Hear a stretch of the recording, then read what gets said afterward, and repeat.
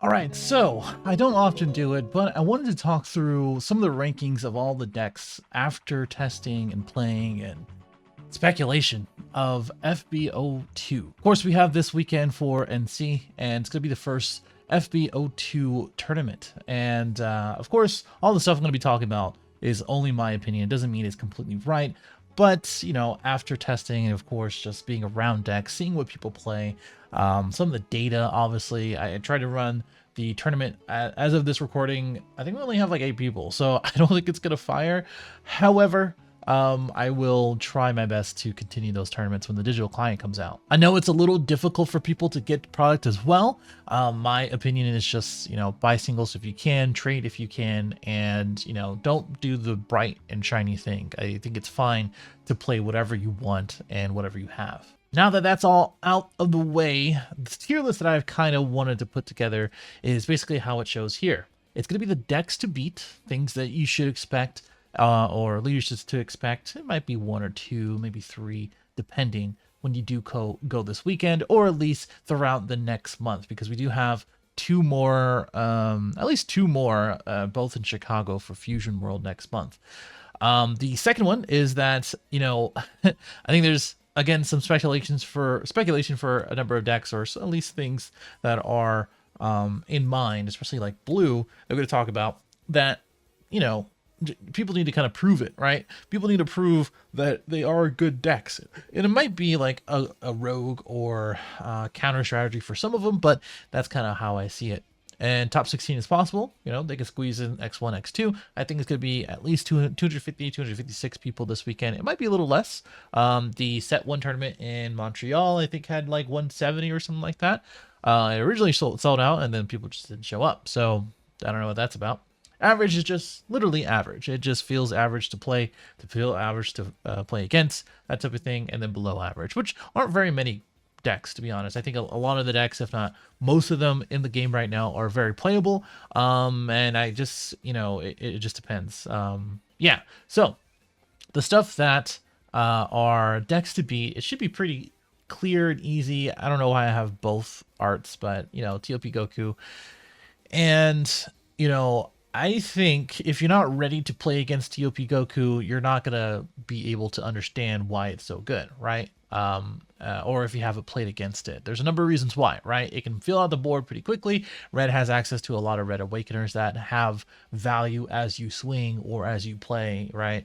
The 1-drop Master Roshi that gives you that free extra cards to search, 2-drop hit that swings and minuses your own 5Ks, and self-awakens the new Khalifa that is playable and searchable by Basil, etc., that you can take a life and is a 20k critical, which basically is really good early game and throughout, especially if you do protect it. There's a number of reasons, right? And obviously the 4-drop Kefla back-to-back is just really, really good. Sometimes, however, from what I can see, sometimes you do kind of draw dead. Sometimes it's very, very seldom, right? If you see a couple of self-awakeners, if you do mulligan for them, even for the searchers, you should be okay. But sometimes, depending on your build, you know, you could have like 3 or 4 costs, right? And it doesn't feel great, or a bunch of extra cards, or a bunch of rebrands that you don't really need, right? And you're forced to charge them or to combo them, etc. But if you are ready for TOP Goku, a lot of it comes down to making sure that you have answers. So if you're playing blue, Signature Sickle is really good. Or if you have just like bottom decking, like Vegito, etc. If you're playing yellow, then picking the right targets to keep down, like with the new 4-drop Goku, or whatever it may be, like even Frieza, and things like that, right? It just is a very fast deck. You have to be ready for. A lot of 10Ks in hand are going to go down to the drop. But I really do think it's going to be kind of the deck to beat and to expect, okay? So now that that's out of the way, and if you haven't seen the video on that one, go check it out. The other 2 is sort of the same thing, right? It's gonna be Universe 7 Goku and as well as Beerus. And the reasons why I say this is because it's the same reasons for TOP Goku. Universe 7 Goku, in my wholeheartedly opinion, at least for me, again, for me, this is not for everybody else, but for me, it is the fact of you can put all of the TOP stuff along with the Universe 7 stuff, which could be one of the same in Universe 7 Goku. You don't have to put too much effort into putting a lot of wide ranging attacks that hurt, right? 30k swings every single turn. Obviously, the 25k 13 is really, really good on curve with this leader as well. Get two of them out, you're a 30k leader with 2 bodies that can swing 30k every single turn. So it is, and that can't be removed, by the way. It is really, really annoying. It does sort of struggle a little bit with a little bit of consistency, a little bit of energy management, and a little bit of removal, right? So one, you don't really remove as the deck itself, and you do get a lot of stuff removed sometimes against a lot of decks like blue, like I said. And I think knowing that and understanding that are the things that you kind of have to prepare for. But you can mold the deck a little bit differently from U7 Goku or TOP Goku for U7 Goku. You can play the 5-drop Goku. You can still play all these other U7 stuff that work better in this leader than other ones, right? And now Beerus is interesting. He's a 20k critical leader, which is already a problem for some leaders, especially if you win the die roll. If you're high rolling, drawing well, obviously you have all the self awakeners. If you go second, it feels really good. And for Beerus itself, you know, I think it's just, how can I say this? I think it just has answers for everything and the positivities and the benefits of red. But sometimes because you are a critical leader, you don't draw as much as the others, and sometimes it just doesn't work as well as the other 2 leaders that I just mentioned.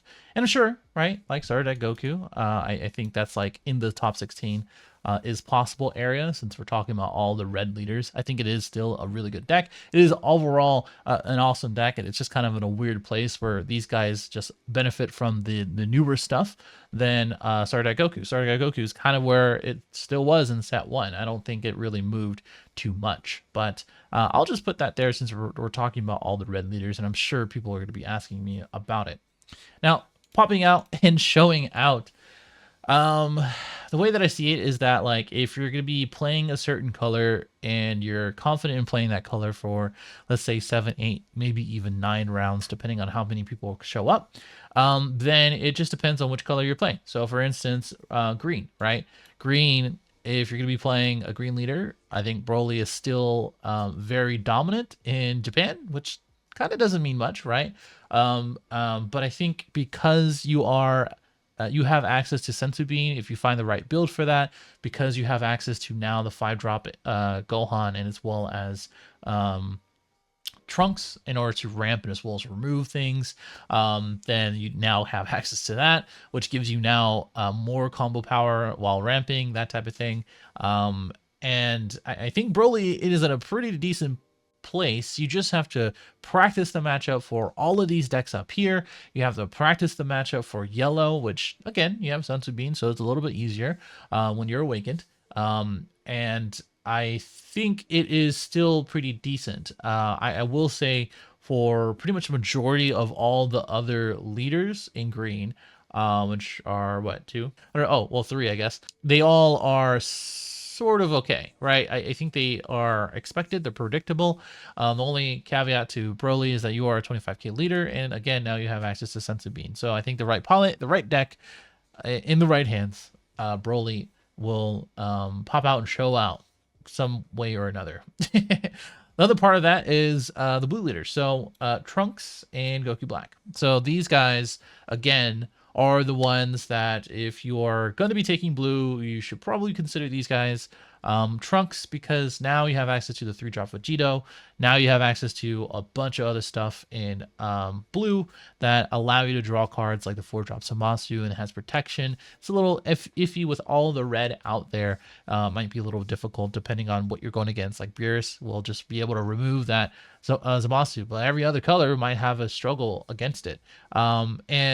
Basically, Trunks can kind of just sit there and bottom deck pretty much everything, or return back everything back to your hand, control the board, and then just swing pretty hard depending on what they have in hand and on field. The whole concept for that is the same thing for Blue Vegeta, but I'll kind of get to that in a little bit. The other part of this area is Goku Black high rolling, and that has not changed since set 1. If he gets there and if he draws what he needs to draw, then it's really hard to stop. Like, shout out to Hayden, shout out to Heg. We did a testing session early today. It was pretty short, but he was playing Goku Black, and I think he was streaming it as well. And it's one of those leaders that, you know, you always kind of go back to because of the 6-drop Goku Black. It is very hard to answer in almost every single deck. Now, Yellow, sure, has answers for it because now you can pop it in rest mode, but that's until 6 energy, right? But if you're going against Yellow, then now the 4-drop Goku and 3-drop Gohan will keep it rested. The 5-drops Frieza, pretty much from 3 to 5, will now have answers for it. So like Yellow Vegeta as a rogue deck, or Frieza now as a technically a rogue deck, is going to be pretty decent against that deck. But if you're going to be trying to go against the red meta in essence, then bottom decking with Sinister Strike, playing 6-drop Goku Black on 4, which they can't answer, plus you can play the Zamasu to continue to defend and as well as to draw, and then doing that back to back over and over again feels really good. So these are the things that you kind of have to consider this weekend if you do run into it. What is your answer to 6-drop Goku Black? Are you just going to ignore it and swing instead? And if you are playing Goku Black, what is your answer to green, for instance, right? If you run into a green deck, what are you going to be doing about it for TOP Goku? If they run really good, if they draw really well, they're going to be able to play as many things that they want and just run you over. That kind of applies to green decks and blue decks. It just depends on how you build it. If you don't build it to remove their board, TOP Goku or any of these other red decks, then you're just going to get ran over. However, I think if you are planning to take blue, it's going to be these guys, and you're going to be knowing how to go against the matchups I just mentioned. Now, top 16 is possible. So the way that I see this is that, again, X1, X2 with good tiebreakers, and as well as just like leaders that have potential to be great, right? So these are all the pretty dang good leaders. But in my opinion, something like Gohan is a top 16 as possible. And the reason why I say that is because it is a super versatile deck. It still has access to green and now has a support card with Goku that has not only combo power, but now you don't have to play Destructive Strength. It basically becomes your Destructive Strength. And it is technically a swing in a pinch, right? So things like that to consider. Gohan is just going to be a really good option for that if you are playing green. In correlation to Android 17, Android 17 does great in its new support to basically put out a bunch of energy, play out the 8-cost cell if you really want to, and then kind of go from there. But Gohan, again, has now some new support with the new Saiyans, the new 3-drop Goku, and it's still, again, a very versatile deck. Like, green still has its game plan. Like, it still can ramp into a bunch of cool things and and remove your board and swing double strike and play 17 and 18, that sort of thing. It's just you have to be really considerate for now all of the red decks here, and yellow, which now yellow is probably going to be put on the back burner just a little bit, if not a lot, because of the red decks. Now the other deck, I would say top 16 is possible. I don't know. I can't say that I can confidently say these other leaders for sure are going to be in top 16, or at least possible. I would probably put Frieza up there. Like, if you're going to be playing yellow, that's a pretty good pick. The other 3 leaders are pretty average. Like, I really like yellow. Excuse me, Vegeta. Like, it's a great control deck, but you'd be caught in time sometimes, and as well as, like, it may not do enough for you unless you're going with the game plan of keeping everything in rest. So like Goku Black, any of the Gohans and TOP, and things like that. And then playing the long game with 5-drop Frieza and 6-drop Frieza, right? You know, I can kind of see that, but I just can't really see it. I think, sure, Frieza is going to be struggling against red decks and the removal and things like that, but I think it might pop in as a top 16 deck in general. Now, the average decks, I've kind of already talked about it, right? It's going to be the yellow Vegeta, that type of thing. Blue Vegeta, I would say Android 17 and 18. Cell is in there as well. And I think that's pretty much it. Everything else is sort of below average. I really want to like Cooler. I just haven't tested it enough. So if I am wrong on that one, I am cool with that. That is no problem with me. But Yellow Vegeta, Blue Vegeta, 17, and as well as Cell are all sort of average, right? So like Cell, comparative to like Broly and Gohan, are not as flexible as the other two. You kind of are pretty much telegraphed to what you want to do, which is getting to 5, ramp again, get to 8, and then do the cell, the 8-drop cell. And you can do that, right? That will probably run over any of the blue decks that we're talking about. Probably run over some of the yellow stuff if you literally do not die until they drop cell. But then you just talk about all the red decks, and it just isn't really fun for green cell, right? It doesn't feel great. So I can't really say that's great. 17, like I said, can ramp as like better than everybody else. However, it's a bit of a trek if you're playing Dr. Gero's lab. The new support, the 17 and 18 support, the 4-drop that ramps is really good. But it's not really enough. I don't feel like it's really enough. Even the Pop Gero, whatever card it is, enter 20, to restand itself for 17 and 18 double striker is just very okay. Like, it's a lot of energy, and it just doesn't feel that great. And sure, you're a 30k unconditional leader. That was great, right? But you're gonna be playing all the generic green stuff, and green's not all that great. You have to be kind of flexible for it. So you may as well just play the other 2 green leaders instead. And now Blue Vegeta, I really like the new support, like 4-drop Vegeta. And it is quite a bit of pressure, but then you get it removed, or then you just swing and they just super combo out of it, and you just use 4 energy, and you didn't really do too much. The other 2 leaders will again high roll for you or remove a bunch of other stuff. So it just doesn't feel great. I think it feels quite average, and I really like Blue Vegeta. I'm happy to see a better build, and as well as a better player to top with it if not. Now there is Genyu, Cooler, Zamasu at the bottom or below average, basically, for the end.